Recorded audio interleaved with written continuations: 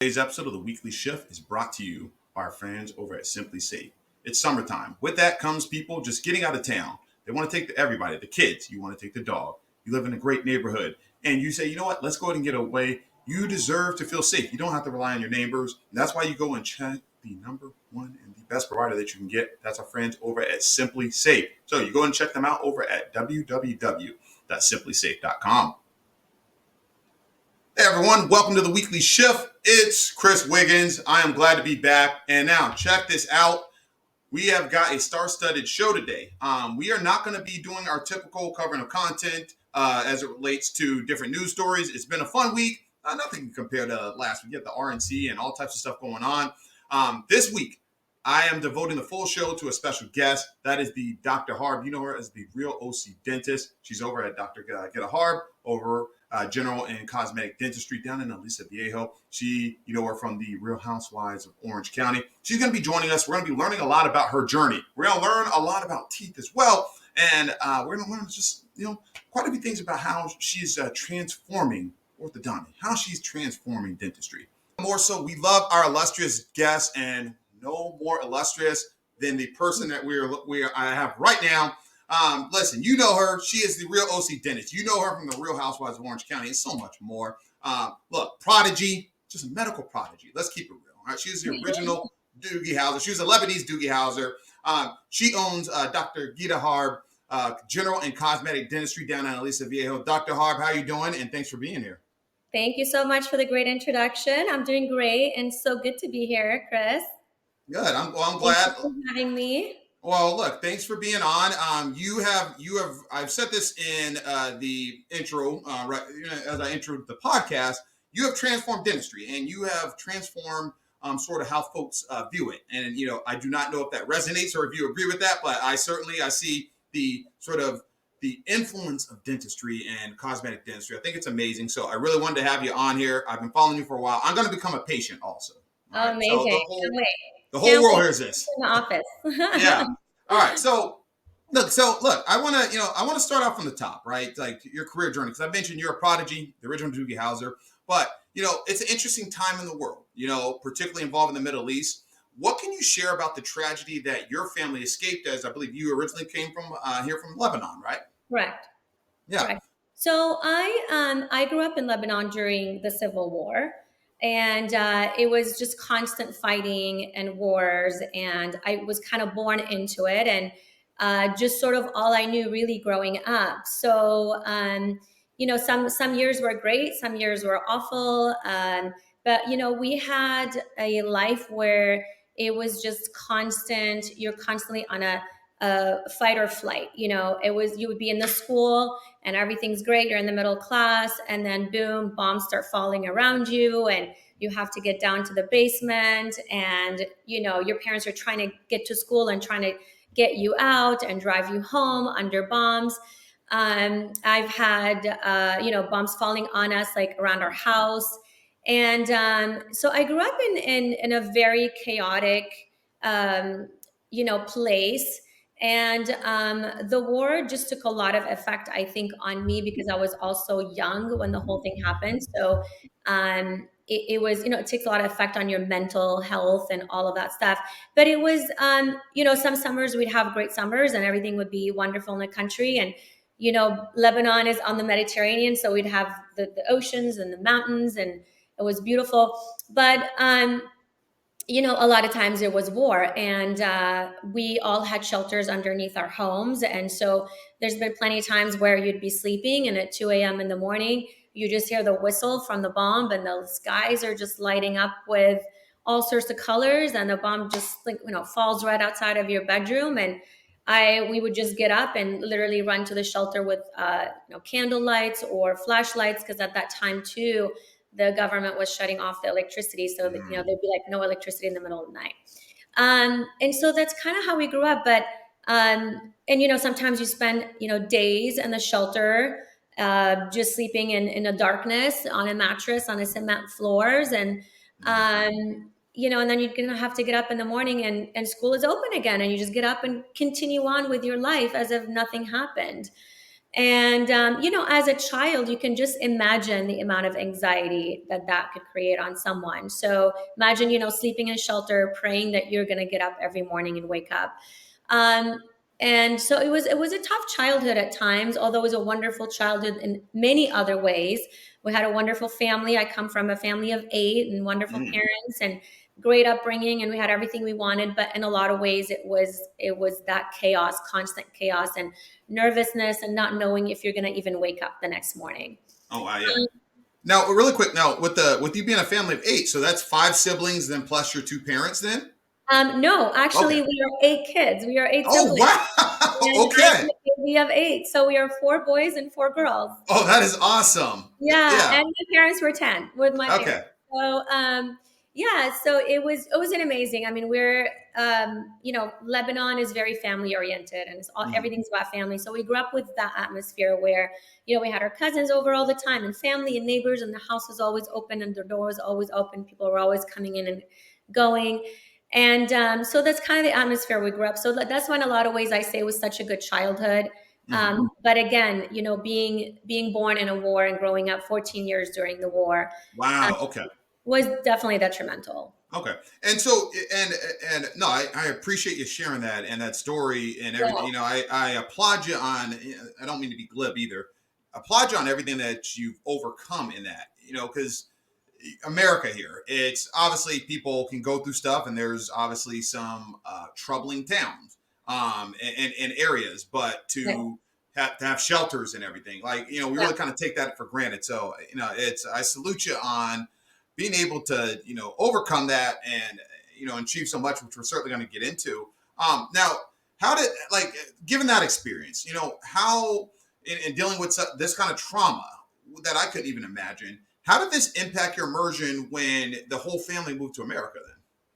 I think, Chris, growing up in such an environment where your life is constantly being put in a place where, in danger and not knowing if you're going to wake up the next day. I mean, I remember being 5 years old, and I remember, holding onto the cross on my neck and going, God, I just want to see myself at 7. And then I Mhm. would turn 7 and I would pray to God that I would see myself at 8. And then I would do this literally every year. Um, but I think the way it impacted me is it really gave me big, it really made me appreciate life.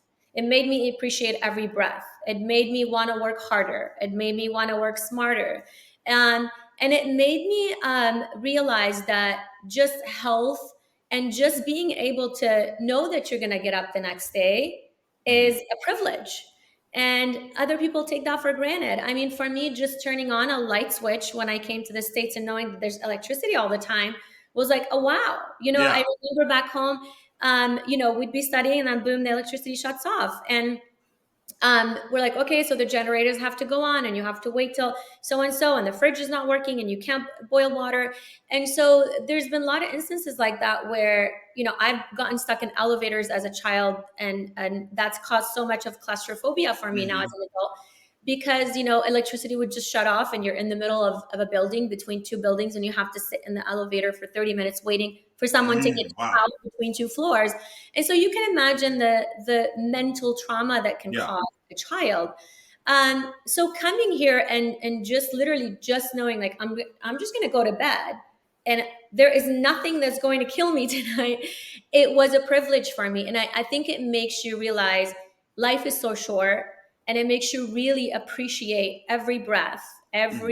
every sunrise, every Yeah. sunset, a glass of water, a cup of coffee. And I think I took that and I really learned from it. And I took whatever happened to me in my trauma as a child, and I really turned it into something positive where instead of playing the victim or saying, oh my Hmm. gosh, this happened to me, I'm gonna be messed up in the head, or I'm gonna turn to drugs, or I'm gonna turn Yeah. to this or whatever. I really took it and I said, you know what, like this is how I grew up, where electricity was a privilege, Yeah. right? Going to bed and not, sitting there as a child and praying to see yourself at the age of 7 is a privilege. Hmm. Um, and so I just took that and I sort of ran with it. And I really, um, just wanted to work hard. I wanted to be successful. I wanted to appreciate life. And this is part of the reason why I pushed so hard for what I pushed for, and all the Yeah. things that I have accomplished. I think it has a lot to do with that. It makes you really appreciate everything. No, I certainly respect that. And have you found that the other siblings are in the have the same mindset and that same drive and hunger then? We all do. I think my dad just passed away a few months ago, 6 months I'm ago. sorry. I'm really sorry about that. Thank you. And he was a big on mindset, and he was an entrepreneur. He was a politician. He was a public speaker. He was a writer, a poet. And I think we grew up really watching him do all the things that he did. And he was just so big on life and constantly doing things, never complaining, always positive. And I think we all grew up watching him, and we kind of all have that mindset.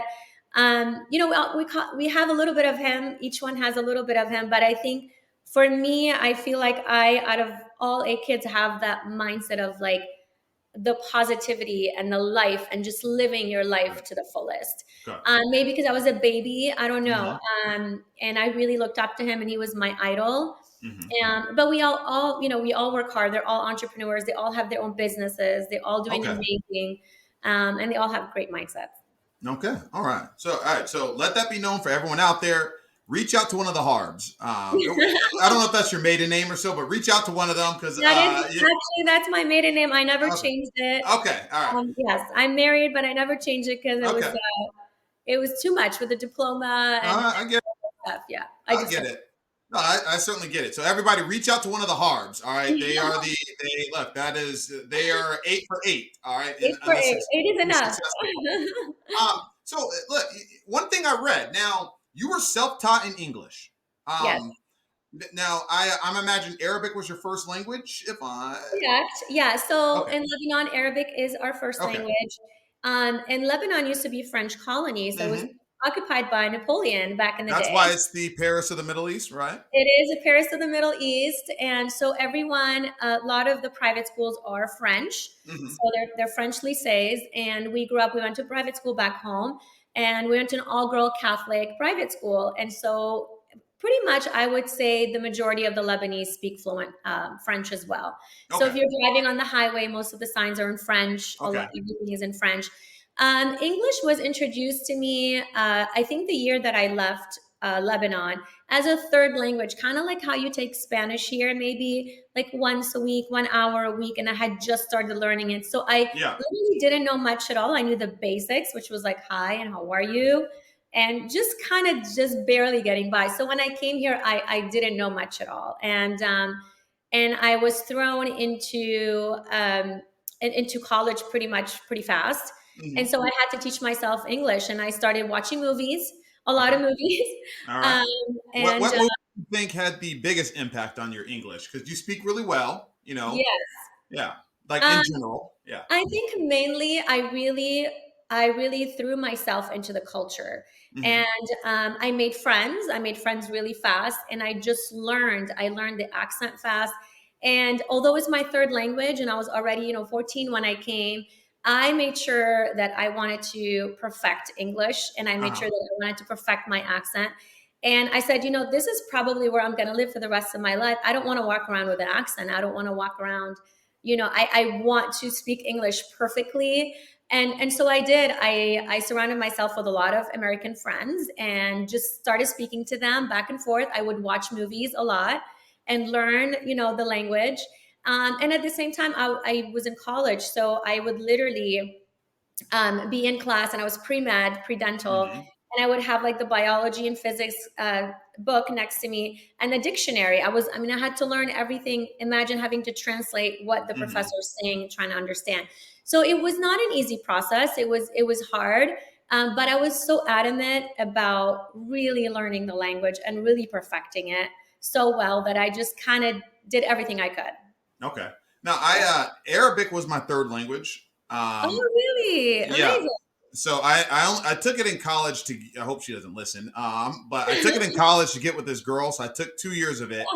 Never took a class. I just came to her. I go, hey, I think I saw on Facebook that she knew Arabic, and I go, all right, this is my in. And I told her I needed help with Arabic, and then I would lie Oh about my the goodness. Wait, professors. was she Arabic or no? No, she was a Oh, white girl. Yeah, Yeah, she's a little activist white girl, but Oh my gosh, that's yeah. So amazing. she would go to like a lot of the northern African countries too, Oh, got it. like after college. So she helped me she helped like the Arabic lasted as long as I was interacting with her and going on dates with her. So but I've always found I appreciate when somebody because like the switching from the right to left, reading and writing right to Yeah, left, to how sort of annoyingly complex and ridiculous English is. You know, I respect that. It's yeah, just that yeah. that's a hard one to It's master. definitely a hard language, but I feel it's for me anyways, I find Arabic to be one of the hardest Well, languages. big time, yeah. It's very hard. Pronunciation is tough. You have plural, you have feminine, you have masculine, you have to change your lingo to every person that you're talking to. As an American, in English is different. And I think having, being fluent in French helped me a little bit too. Okay. And I always loved languages. I Mm-hmm. actually I grew up writing poetry and reading. Mm. My strongest subject in school. And so I loved reading and writing. And I think that kind of made it more interesting to me to learn the language and perfect it. Oh, nice. Okay, so we're gonna get a poetry book out of you pretty Oh soon. my gosh, no, don't ask Or right no, the yeah. I think that we're randomly gonna get a in the Smithsonian like 70 years from now. We're gonna get the Dr. Harb poetry book. From Yes. what Well, you I have a book in the works, but it's not a oh poetry book. But I not a do book. have one in the works, and hopefully it'll be out in a few months. Okay. Well, look, that is look. That's a perfect segue because let's talk about this book. Tell me about this book, this non-poetry book that you got All that right. is So, well, upcoming. the book, I actually, I've had a lot of people come up to me because I really never shared my story before. Hmm. So, and I started recently after I started my podcast, Smile Diaries, I started to share my story because I felt that it was important. People really didn't know where I came from and how I grew up and all the obstacles that I had. And people just sort of assumed, like, oh, she's a doctor, she has a practice, I'm sure things were handed to her on a silver Hmm. spoon. And people just sort of assume things. And when I started to share my story, people were incredibly surprised at the amount of adversity that I had to go Hmm. to through, and the amount of hardship, and how I taught myself at such a young age, and everything that I've done. And so I was like, this is important to share. Number one, to inspire other people. Number two, because I had a lot of people, that would come up to me and say, like, we had no idea just looking at you. Okay. And so I started to share my story, and from then people started saying, you gotta write a book. Like, this is an incredible story. You know what you've gone through. And so I started to write a memoir, actually Hmm. about my journey, about the Mm. war, about how I grew up, about everything. And then eventually, I decided to continue with the memoir, but make it more of a lesson, and Hmm. how to rise above adversity and how to thrive. And so, like, whatever things happened to me growing up, this is how I turned it into something positive. So that's what the book is going to be about, which is going to be a memoir slash lessons, Hmm. and inspirational, motivational, and that kind of thing. So All right. And what do we have a name for this yet? the name is in the works. I do have a few titles right now that we're going back and forth on. So I Is the Harb Way one of them, or the Harb Life one of them? maybe. Harb Lessons. Okay, wait. All Art right. lessons. I don't know. Maybe. What are the titles you're shopping around then, if you care to share? Well, I can't really share right now the Okay. All title. right. Okay. Yeah. We Yeah, don't want to piss the publisher off. I have a book manager that's really strict on that. Okay. So, yeah. So we're kind of keeping a little secret. We're playing around with it, but hopefully I'll be able to share soon. All right. We're gonna get that. We're gonna get comments going on the YouTube and on Apple Music. Yeah. Just we're gonna take a poll But if on the anybody has titles. any suggestions, I'm totally open to, taking any suggestions. Yeah. Okay. Look, that yeah, we're definitely gonna turn that into a Yes, contest. that sounds I'm voting some kind of pun on the Harb on Harb. All right. good. So one thing that I found interesting. So and I have a general awareness, but I'd love to get your perspective on this because there is the sort of assumptive nature. There isn't. I mean, everyone that's going to watch this on YouTube, you can see there's an elegance to her. All right, she's got that way better looking Rose from Titanic thing going Oh, on. you're Right. so All right. cute. Yeah. But like you'd mentioned that folks they see the success and they assume that things were handed to you. And I guess like does that weigh on you? And like how common is it that because of sort of the the all everything that they see, right? Whether that's material, whether that's sort of from a lifestyle standpoint, right, or just you looking the way that you look, right? How common is it that you get folks that are just like, yo, well, no, no, no, there's no way she could have had any scars that she went through, you know? Yeah, I think that's very common. I think Mm-hmm. most people, judge the book by its cover. Uh huh. And when they see someone that's, successful or good looking or whatever it is, I think they just assume it's hard to imagine that that person had gone through so much, right? Mm-hmm. And I'm sure people go, well, I'm sure, her parents put her through school. I'm sure it was easy for her. I'm sure all of that stuff. And I get that a lot. When I start talking to people, I think people they just see this sort of image, Mm-hmm. but they don't really know what is behind the image. And Yeah. I think this is part of the reason why I started the podcast too, because people don't know I get up at 3:30 every morning, I and just learned that right now too. Right. yeah, Wow. Yeah. and they don't know, they just see someone like I get a lot of people going, "You're so lucky you have good genes. You're so lucky you're thin." No, it has nothing to do with luck. I mean, great, I have good genes, yes, but if I just ate whatever I wanted and I didn't work out, I would not look like this. And Mm-hmm. so sometimes comments like that, of course, do get to me. Yeah. Um, and this is why on my stories and on Instagram now, I do share what I do because I feel like people just look and you go, she's so lucky. And it's so easy for someone to just throw that sentence out there, and I've heard it so many times, in so many ways, like, oh, you're lucky you're this, you're lucky you're Mm. that, you're lucky, um, you have this. But no, I worked Yeah. so hard for everything. I have earned everything before I even got married. Yeah. And I still do. I still don't ask for anything. When I want something, I go buy it. I work hard for it. I do it myself. I do get up between 3:30 and 4:30 every morning to work out 7 days a week. I don't skip, whether I'm tired, whether I'm Mm-hmm. exhausted, whether I'm sick. And people didn't see that. People don't see the work that goes behind it. Yeah. They see this facade. And so that's kind of, it does irk me sometimes, and this is why I share so much of what I do throughout the day. Mm-hmm. And even being a mom, it's hard. It's hard working and being a full-time mom and being hands-on. I'm a totally hands-on mom. Mm-hmm. I do everything with my kids. I still come home. I still cook for them every single night. We still sit down for dinner. I still drive them everywhere they need to be driven. I'm there with them all the time. We have a very tight family structure that I grew up with, that I continue that tradition. And so people don't see that. People don't realize the amount of, work that goes into it. I mean, there are sleepless nights sometimes where, I open my office and I was like, well, how am I going to afford all the staff and the rent and, Mm-hmm. the expenses and the supplies and marketing? And so people just kind of see like, oh, great, she's a doctor, she's making good money, and she's successful. But there is so much that goes behind it. Yeah. And I think it's really important to show people what, like, the hard work and the sweat and tears and the sleepless nights and the anxiety and the stress that goes behind it, because it's not that easy. It's not just, I don't just wave my wand and Yeah. things happen. I make it happen.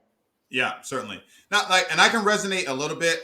People just look at me and they assume that I have scars and that that everything's been rough. They're like, they go, just look at him. He's Right, been, there you go. yeah, I mean, they go, he's been through some things. But like to your point about the, when I ran for Congress, the second time I ran for Congress, I made the mistake of getting on Reddit, which is always the worst place. And someone reached out and said that because I'm a homeowner, I didn't understand life or what they went through.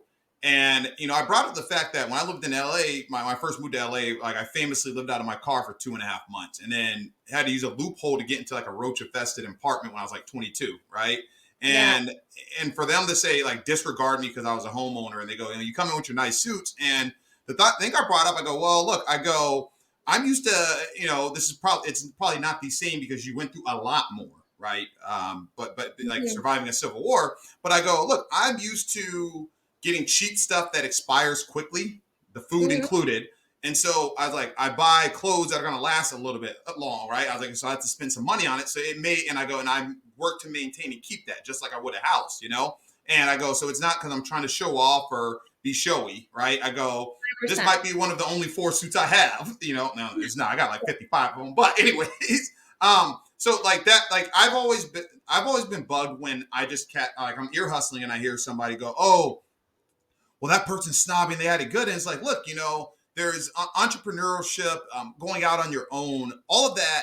There's a sacrifice with it. Like not every, like, So much sacrifice. I mean, I sometimes have patients that go, "Oh, I just paid for your next vacation." I'm like, "No, I spent about almost 500,000 for just school, just to be a doctor. mm-hmm, Another 500,000 just to open a business. I mean, there is so much money and sacrifice and loans and so much stuff that you have to go through to be where you're at. There's rent, there's overhead, there's assistants, there's front office, there mm-hmm, is so much stuff. And I think people just assume that you just having this amazing life mm-hmm, just by twirling your finger. And it doesn't work that way. There is so much stress behind being an entrepreneurship and so much expenses. And so when people say that, it does irk me. And at the beginning, I never really used to say anything. I kind of would laugh it off. But then I got to the point where like, it's a little insulting. I mm-hmm. just, you're not paying for that. You're really paying for the service, you're paying for the amount of schooling that I went, Yeah, all the sleepless nights that I spent studying in a library on a table where I would sleep in the library. I mean, there is so much more that goes into it, but people, I think, just sort of assume. But you have to remember, though, Chris, that mm-hmm, the people that do assume things like that are the people that have no idea. It's not the mm-hmm. entrepreneurs and it's not Yeah, the people that are very successful. It's just people that don't understand what it takes to be in your position. of course. The people that do don't. They Yeah, know. yeah, So certainly. yeah. Now, I want to shine some light. I want to shine some light because on my a few years ago, I had another guest who's from Orange. I was gonna say the Orange County. He's from Orange Orange County, Housewives. uh, who went to college early. Okay, so let me make sure I got my timeline right.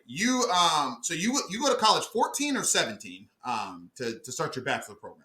I actually started college at almost 15. Okay, all right. So What is that? Okay, yeah. So I'm fascinated. What is that experience like? You're skipping grades. Like I don't know if you just did like a big jump where you're like, all right, I'm skipping 5 grades, or they just go every year. They're like, all right, you're skipping three or four what? years, really. Okay. So what's that like? You're 15. It's an awkward time. I mean, I look good at 15. I didn't have acne or anything like that, and I was Yeah. also I was an athlete. But anyways, it's an awkward time for folks. What is that like entering that stage of college, the first path into adulthood, and Yeah. professional adulthood, right? While you're still at an awkward stage in your life. Yeah.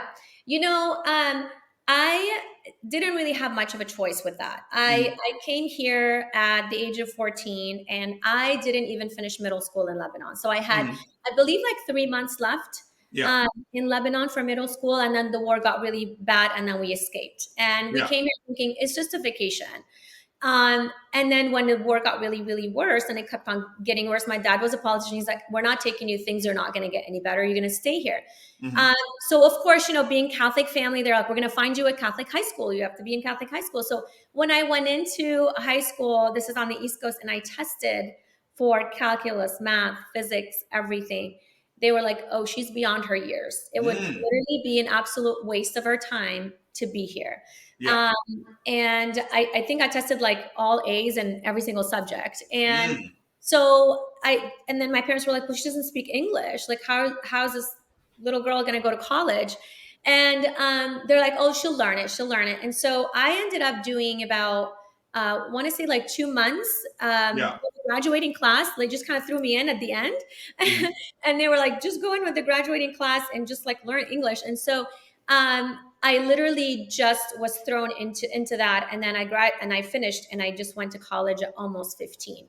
It was definitely I wouldn't say it was easy. I wouldn't say it was extremely crazy hard, but it was Mm-hmm. hard in so many ways that everyone on campus was 18 and older, right? Mm-hmm. And so they were going out and they were having a good time, and they were much more mature. And I was a very mature 15-year-old at the time. Mm-hmm. But still, you're still a 15-year-old. No matter how mature you are, you're still 15 as opposed to 19 and 20 and 21 walking around campus.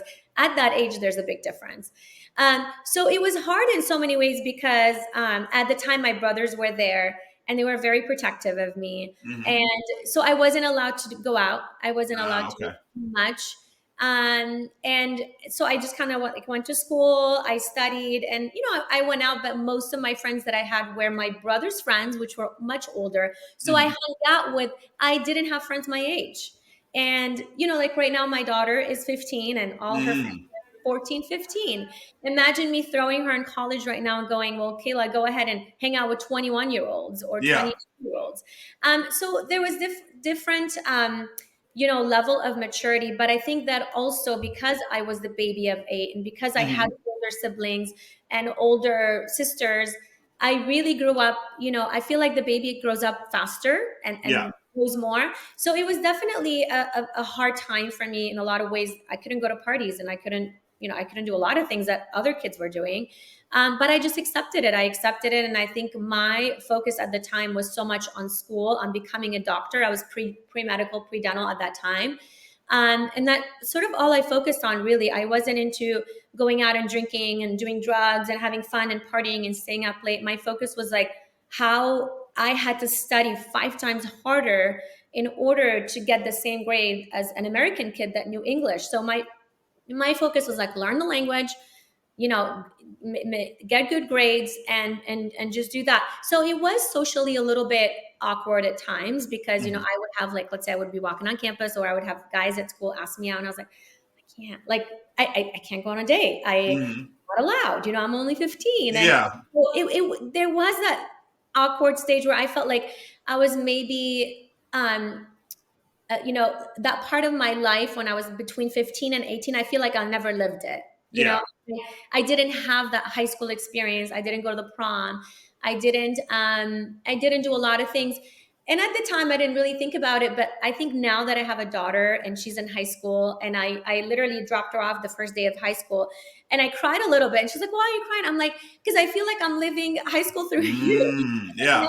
I feel like that stage of being a teen and being a high schooler was like ripped away from me, and I'm like now living it through her. Yeah. um, so in a lot of ways I didn't think much about it growing up, but now that I have a daughter and she is in high school, um, I watch her like do the things that high schoolers do and the way they Mm-hmm. talk, and I look at her, and sometimes like, why are you looking at me? And I go, because I never had that, like I never had that Yeah. experience, and I want her to live it up, and I want her to enjoy every minute of it.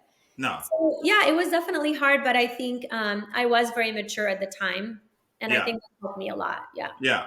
Now, and so I two follow-up questions. Because I realized that was around the age I read that that's around the age that you decided that you love dentistry. Yes. What specifically about it just caught you? Because I think of dentistry, I think of folks with bad breath. Yes. You know, I know. I That's look what at my people. daughter thinks too.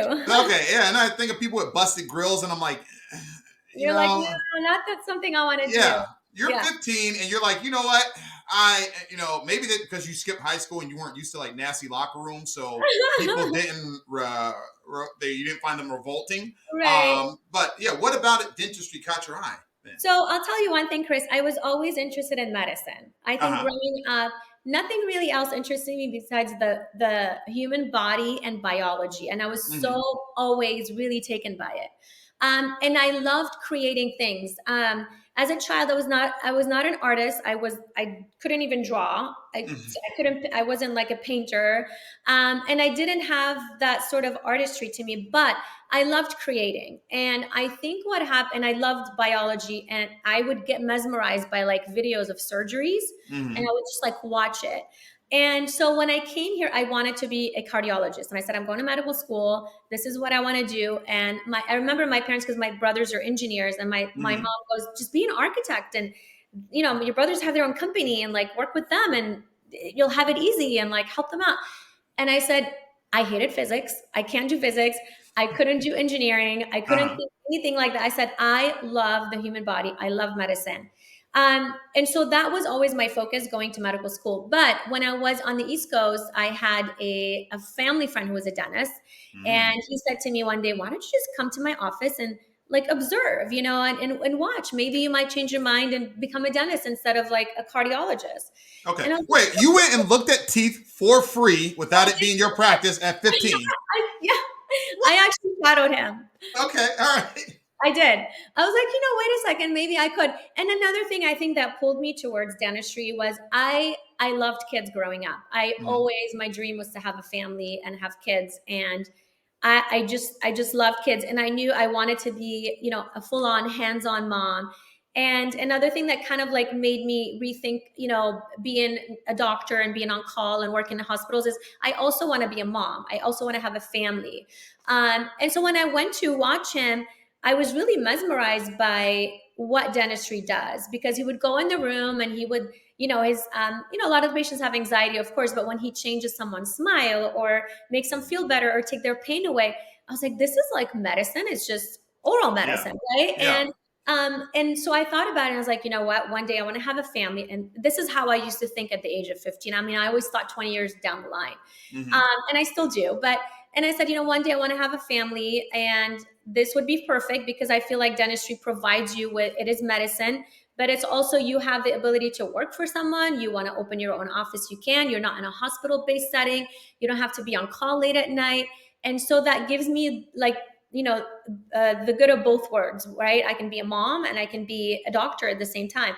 And so, literally, at the end of the day, I made up my mind and I just switched from pre medical to pre dental, which was pretty much the same thing. Hmm. They're all the same courses.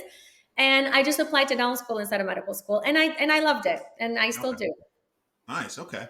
Now, what would you say is what are some misconceptions about dentistry? And, whether that's cosmetic dentistry, orthodont. Hope I'm pronouncing that Orthodontics. correctly. Orthodontics, right? What's some misconceptions that you think you want to dispel, especially for some of Oh my my gosh. listeners? I think people take number one, oral hygiene lightly. I Oh yeah. think people don't really respect their mouth and their teeth as much as they should. And living in Orange County, it surprises me because I see people spending $10,000 on a purse, Hmm. but yet they don't want to spend $1,000 on a tooth, which is an organ that's living, a live organ inside your body That will not regrow. that will not regrow, and you only have one of it that's Yeah. going to last you the rest of your life. Yeah. And people underestimate the beauty of a smile and how important it is to have good, number one, good oral health, because nowadays if you look at all the research, you know that oral health affects diabetes, it affects heart rate, your heart, it affects your blood pressure, and now it's being linked to Alzheimer's disease and Mm. all sorts of Wow. diseases, Yeah. right?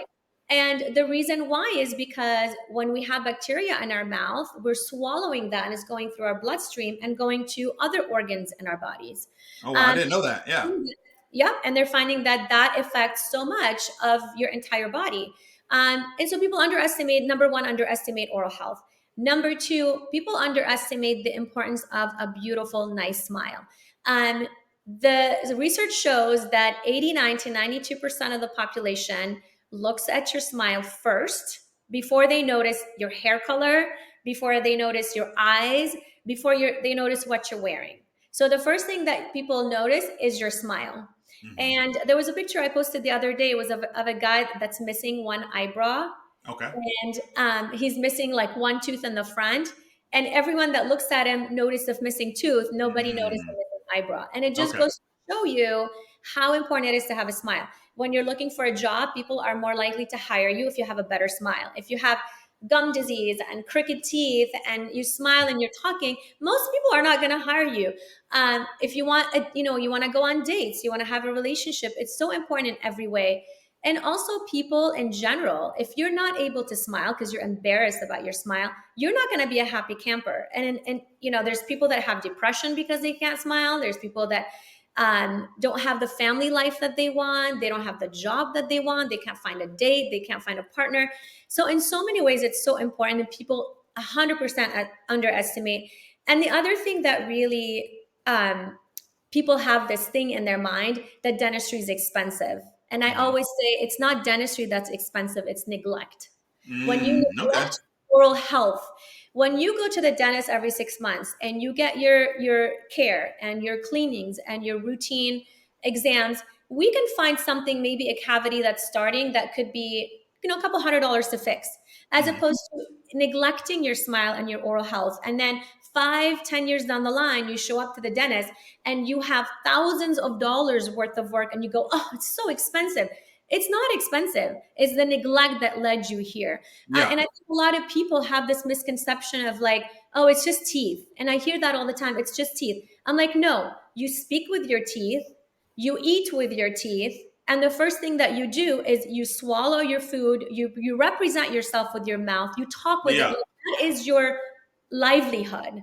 Oh yeah. So it's more important than your hair. It's more important than the purse that you're going to go spend thousands of dollars, or the pair of shoes that you're going to spend, hundreds of dollars on. And I think people underestimate dentistry for that reason. And Oh yeah. and the reason why I portray dentistry in such a beautiful way and with the smile makeovers is I want to show the world that it's life changing. Dentistry is life changing. Yeah, big time. Like Big, I I tell folks because I get 4 cleanings a year, I think, if wow, I'm not that's great. mistaken. Good Yeah, job. yeah. Those are my kind of patients. Yeah, and and I tell folks, and I go, look, I'm used to getting cavities like crazy. I don't know Right. why. Yeah, but I brush Yeah. twice, 3 times a day. People get mad at work when I do it, and Oh, no. and I floss twice a day, and they go, why do you keep doing that in Good the job. bathroom? But and like sometimes the cavities still come, and I go, look, I was like, I don't know what the reason for it is. I go, but I know that this is what I was like. It's good when I go to 2 of the 4 cleanings and there's no cavities because I did what was Exactly. and I go and I save some money, right? And I Right. go, I can deal with pissing off insurance because I hit the, Yeah. you know, I, Exactly. And think about it that way. It's like, let's say there is high blood pressure in your family, right? It's a hereditary to have high blood pressure or yeah, heart disease. I'm black, so we got that, all right. So, Yeah, I mean, yeah, a lot of people do. yeah, But think of it that way. Think of someone going, "Well, don't worry, eat what you want, don't work out and go smoke because you have it in like it's gonna happen no matter what." No, if you know that you're susceptible to a heart disease, high blood pressure, I am gonna do everything to prevent it, hmm, knowing that maybe eventually down the line I am gonna get it, but it might not be as bad. yeah, yeah, But I will eat right. I will work out every day. Won't smoke. I will cut down on high cholesterol food.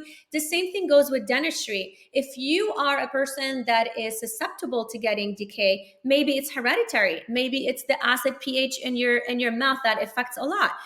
It could be your diet. Maybe some people drink a lot of soda. Some people eat a lot of candy, a lot of carbs, chewy food. There's so much that is involved in it. It's not really one reason why you get a hmm, cavity.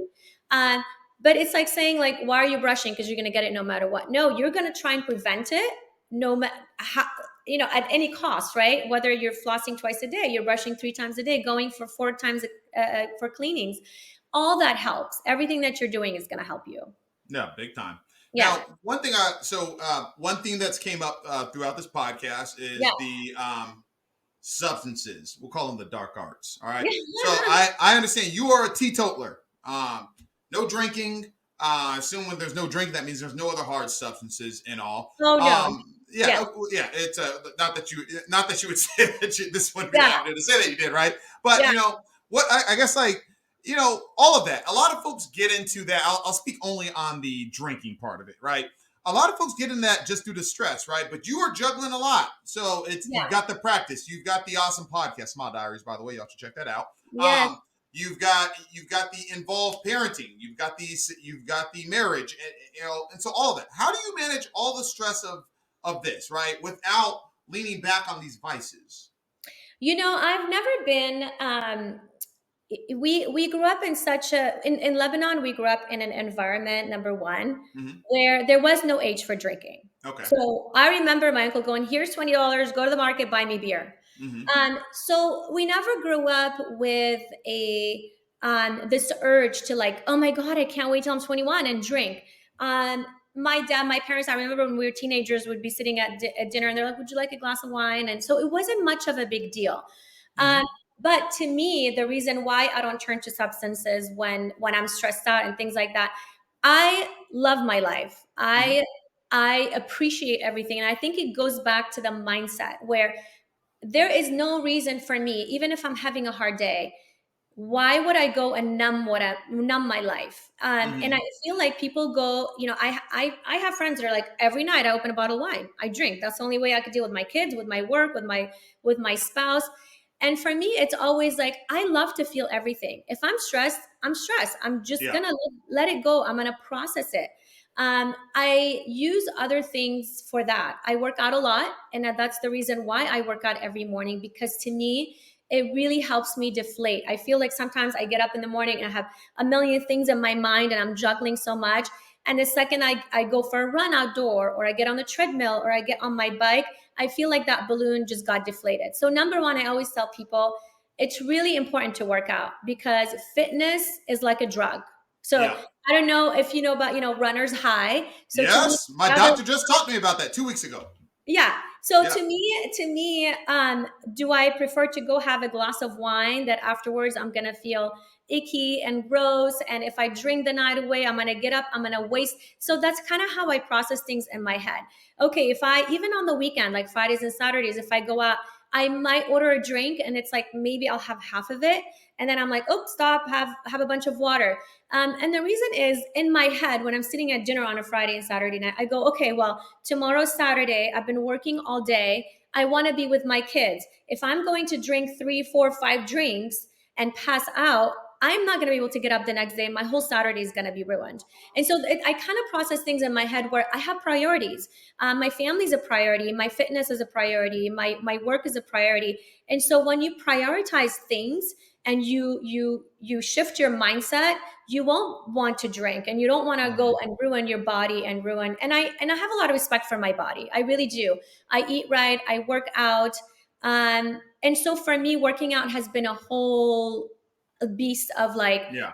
it's really like when I run, I call it the runner's high, and I feel so good afterwards, and it deflates me, and I get high, like I call it the natural high. Hmm. And also I've seen so many people ruin their lives, with drugs, with alcohol, even die from it. And is it something that I want to do to my life? Is it something that I aspire? Is it something, and I want to be an example to my kids too? Do I want my kids seeing me every night coming home and just opening a bottle of wine and just drinking my life away? No, Hmm. if I'm gonna preach to my kids, I also want them to learn by example. And so for me, a lot of it, I shifted a lot of it around, and I started working out. So fitness was that drug for me. Meditating. So instead of Hmm. like coming home and drinking, I stopped watching TV and I started meditating every night, doing gratitude meditation, all kinds of meditations. Where when I'm feeling overwhelmed at work and I have a bad day, I come home and I just sit with myself for about 10 to 15, 20 minutes at night. And I really, when you start to appreciate and have gratitude for life, your mindset changes. And so when I'm at work and I'm having a hard day and I come home, and then I remember and I go, this is the life that I wanted. Like, Hmm. this is all along what I've been working for. So yeah, it's going to come with sacrifices. And here I am.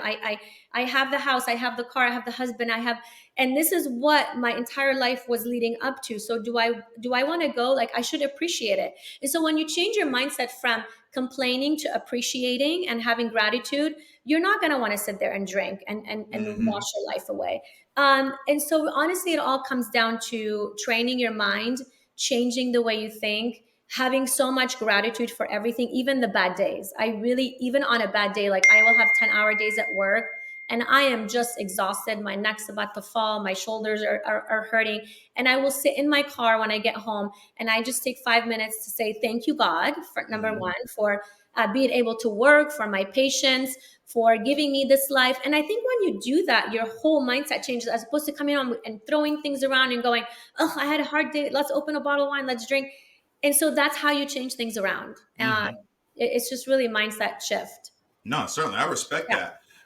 And so last few questions I have.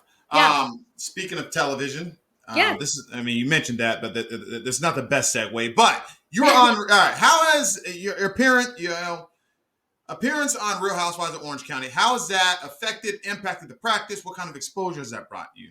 Well, I'm friends with a lot of the girls, and I Mm. love a lot of them. I think they're, fun and amazing. Yeah. But filming the Housewives was, number one, it was a lot of fun. Hmm. I had to shut the office, and they came in like a whole day and all that kind of stuff. But it's kind of cute because now we get patients that are like, oh my God, I saw you on the Housewife, or you guys are great, or I was referred by so and so from the Housewives, or I saw you on the show. So it has affected our practice a little bit in a positive way, where we Hmm. do get patients, they go, we trust so and so, that's why we're here. And it's been a good shift.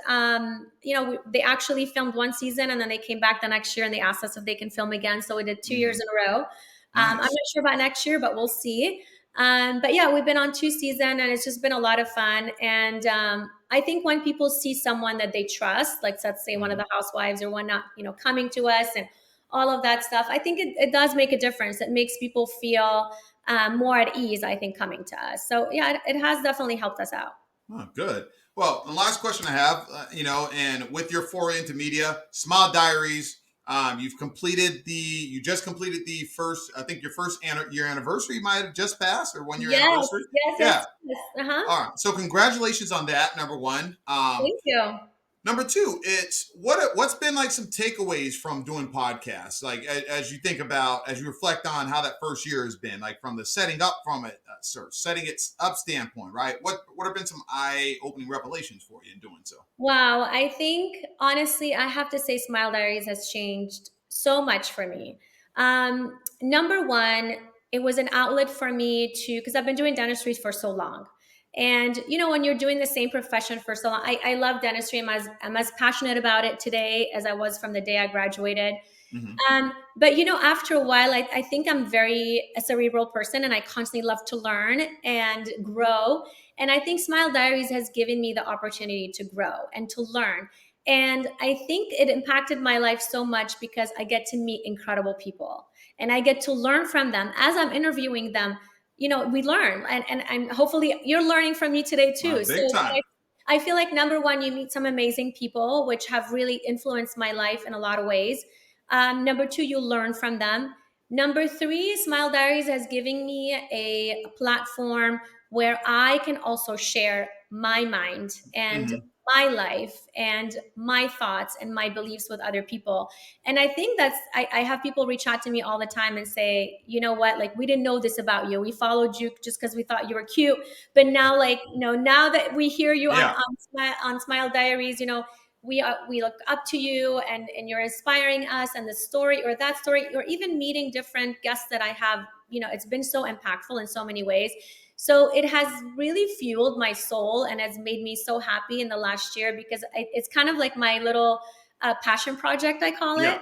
um, and it's a lot of work. And when I first actually started Smile Diaries, I've had people going, why are you doing this? Like, even my husband at the beginning goes, why? You have a thriving practice, you have 2 kids, you have me, you have a social life, you travel every 6 weeks. Like, why are you adding to your plate? And I said, I need it mentally, I need it for my own good. Hmm. And it's given me that, and it's been that, and it's been such a learning process along the way. And I just felt like I'm growing with that. I think it was like my little passion baby, and Smile Diaries and me are just growing together, and I just love Yeah. that. Look, I think that the husband, the reason he asked that is he wanted to do his own orthodontics podcast, and you beat him He to it. No? Oh, he does that. Wait, he has one? He doesn't have one. My husband Okay. is not much of a camera guy. Okay. All right. Yeah. I'm like, honey, come take pictures. And he's like, oh, do I have to? Do I need to be on camera? He doesn't like to film. He doesn't like to be on camera. And so sometimes people go, you don't post much pictures of him. I'm like, he does not like pictures. Yeah. Now, all right. So he won't be a guest on Smile Diaries then, will he? Well, he was, Oh, he he was was. the best. Okay. So actually, I think my fourth or fifth episode on Okay. Smile Diaries was with my husband, Dr. Okay. Martina. And it was funny because we get asked all the time, because he's a dentist and I'm a Hmm. dentist, and people assume like we met in dental school and we studied together and we were in the same class. And I go, no, no, no. I went to Tufts University in Boston. He went to USC, so we were completely different. And we met way after school, but so I kind of wanted to bring him on and say, I was like, babe, everybody wants to know how we met, and like, people keep asking me the same question, and it's an hour long story. It's such a long story because it took like 2 to 3 years. It kind of Hmm. dragged. And so finally I was like, well, hey, let's make an episode about how we met. And so we did. It was an hour episode. It was really cute, a little bit under an hour. Hmm. And yeah, we just talked about, from the first day that we met, and how we met when I first moved to California, and all of that stuff until now. So Okay. See, it was the fact that y'all have different last names that I couldn't tell that that yes, he was the guest. yes, So I know. yeah, So the reason why we have different names is when I got married, I was already established. So yeah, I had my corporation, I had my diploma, I had everything. I was already working and I established. And so for me, when we opened our office, he was actually totally fine. He said, yeah. leave it the way it is.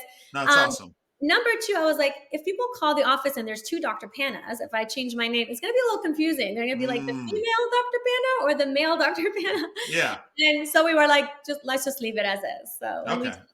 yeah. No, I respect that. I respect Yeah. that. I mess with it. If I ever get You love married, my name, Chris. I love my name. So, yeah. No, if I ever get married, the rule is they do not, or not the rule. They have the option. I will not care if they take my name or not. see, I It's think that's a very manly thing. I sometimes hear from a lot of men go, oh, absolutely not. I would not be okay with it. yeah, And no, to me, I feel like a man is someone that's more comfortable with his wife not having necessarily to change her name. And yeah. I personally told my husband, I said, listen, I worked really hard. My parents has helped me out so much to be a doctor. And I feel like they deserve the name Dr. Harb. I feel Hmm. like that's a legacy and they deserve it. And like, why have two Dr. Panas? It's a little bit overkill. Yeah, exactly, Like, hey, exactly. do Yeah. whatever you want. I really don't care. I'm like, that's a secure man right there. No, that is awesome. Yeah. Well, tell everyone number one where they can check out your practice. I know I told them at the beginning. I hope I didn't Yes. butcher it, but you let them know where they can find your practice, where they can find Smile Diaries also. Well, Smile Diaries is everywhere. So it's on Spotify, it's on Apple, iHeartRadio, Amazon, anywhere you listen to podcasts. It's downloaded everywhere. So it's Smile Diaries. I also have a Instagram for it called Smile Diaries Podcast. If you like, I just started it recently. And my practice is in Aliso Viejo. We're in the main town center in Aliso Viejo. And my husband's practice is also called Penna Orthodontics, so we're actually in the same building. And my handle on Instagram is the Real OC Dentist. My website is also the Real OC Dentist at .com. So Yeah, and as always, I need to let my male followers know. Listen, I brought up her husband for a reason. Don't be trying to slide in the DMs and all that. My good luck lady with that followers. one, Chris. Good luck with that one. Yeah, look, like if y'all want to have her, this is if you want to ask her for advice Yes. on right. But listen, respect her profession and go take your ass down to Elisa Viejo and sign up. Don't be just asking for free advice. Go, all right. Look, use your expertise, doctor. This was wonderful. Thank Glad you. we finally got a chance to connect. I am going to be a new patient. My Let's do current it. dentist probably hears this and they're probably mad, but Oh no, I would love to see you 4 times a year, Chris. That's amazing. yeah, we're gonna make it happen. We're Thanks gonna so make it much. happen. Thanks so much for coming on, Oh my gosh, thank everybody. you for having me on. It was such a pleasure talking to you. Oh, likewise, Yes. everyone. The weekly shift. We will see you next week. Okay, Yes, and Doc. you're gonna come on Smile Diaries as well. There, get You'll on. have I'm to. coming on. I'm definitely coming on Smile Diaries. All You my have listeners, follow and subscribe to Smile Diaries yes. also. Thank you. Thank I'll see you. you soon.